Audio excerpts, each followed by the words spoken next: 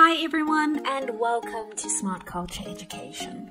This is the place where we make learning simple, clear and engaging.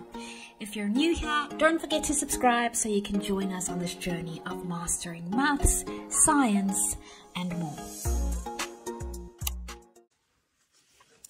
Kom ons leer meer oor indikators. Spesiale stowwe wat ons help bepaal of iets 'n suur of 'n basis is, of soms selfs of 'n chemiese reaksie plaasgevind het.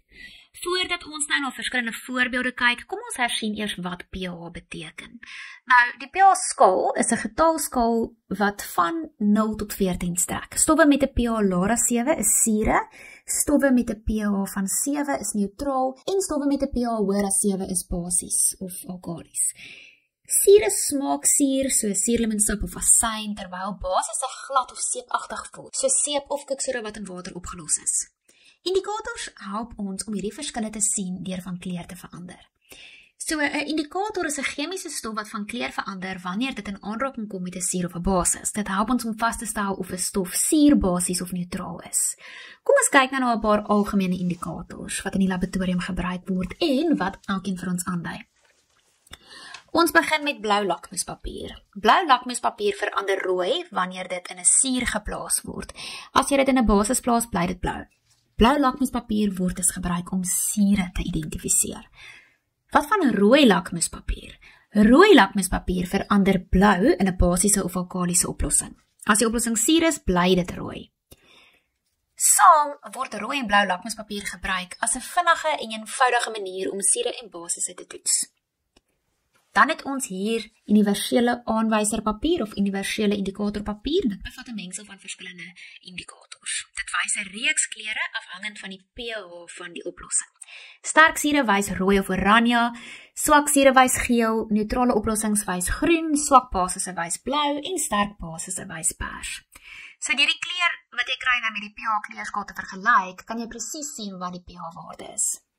Kom ons kyk na bromotimol blou. So dit is 'n vloeibare pH-indikator. In 'n suuroplossing word dit geel, in 'n neutrale oplossing is dit groen, in 'n basiese oplossing word dit blou. Dit word dikwels gebruik om koolstofdioksied vlakke te meet, want opgeloste koolstofdioksied vorm suur in water. Kom ons kyk na metieloranje. Dit is nog 'n vloeibare indikator.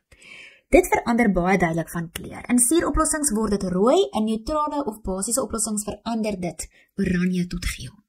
Dit word dikwels in titrasies gebruik, omdat die kleurverandering baie maklik waarneembaar is. Mens kan dit baie maklik sien. Kom ons kyk dan na Benedict-oplossing. Dit is eerder 'n chemiese toets as 'n gewone indikator. Dit word gebruik om suikers te toets soos glikose. Wanneer dit saam met 'n suikeroplossing verhit word, verander dit van blou na groen, geel, oranje of baksteenrooi, afhangend van hoeveel suiker daar is. Hoe meer suiker daar is, hoe rooier is die kleur. Kom ons kyk na metielrooi. Metielrooi werk soortgelyk aan metieloranje, maar verander by 'n effens ander pH. In suurtoestande word dit rooi, in neutrale of basiese toestande word dit geel. Dit word dikwels in biologiese en chemiese eksperimente gebruik om pH-waardes tussen 4 en 6 na te gaan.